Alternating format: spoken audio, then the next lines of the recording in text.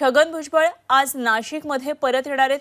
परदेशवारीनंतर छगन भुजबळ आज नाशिकमध्ये परत येतात। मंत्रिपद न मिळाल्याने छगन भुजबळ हे नाराज आहेत। मुख्यमंत्री देवेंद्र फडणवीस यांची भेट झाल्यानंतर छगन भुजबळ कुटुंबासह परदेशात गेलेले आहेत आणि आज आता छगन भुजबळ नाशिकमध्ये महात्मा फुले आणि सावित्रीबाई फुले यांच्या पुतळ्याला अभिवादन करणार आहेत। छगन भुजबळ यानंतर काय नेमकी भूमिका घेतात हे बघणं देखील तितकंच त्यामुळे आता महत्त्वाचं ठरणार आहे।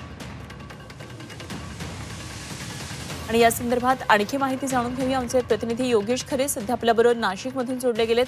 योगेश, छगन भुजबळ परदेशवारीनंतर आता पुन्हा भारतात येतात आणि नाशिकमध्ये आज काही कार्यक्रम असणार आहेत। मात्र त्यांच्या नाराजीनंतर आता त्यांच्या भूमिकेकडे अजूनही सर्वांचं लक्ष आहे।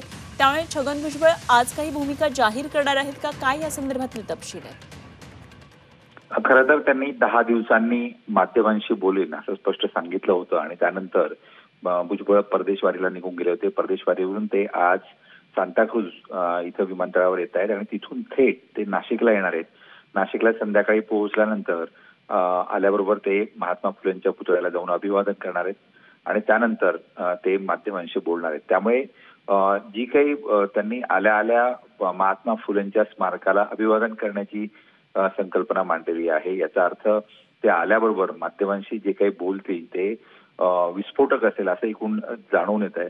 खरं तर त्यांना सांगण्यात आलं होतं की त्यांची भूमिका, त्यांची नाराजी समजवण्याचा प्रयत्न करण्यात आलेला होता। ते स्वतः देवेंद्र फडणवीस यांना भेटले होते। फडणवीस यांनाही काहीतरी मार्ग काढू, मध्यम मार्ग काढू असं म्हटलं होतं। त्यामुळे आता आज नेमकं भुजबळ काय भूमिका घेतात यावर पुढचं सगळं राजकीय भवितव्य त्यांचं अवलंबून असणार आहे। खरंय योगेश, धन्यवाद दिलेल्या सर्व सविस्तर तपशिलांसाठी आणि आपण यावर आपल्याकडून अपडेट जाणून घेणार आहोत। धन्यवाद दिलेल्या माहितीसाठी।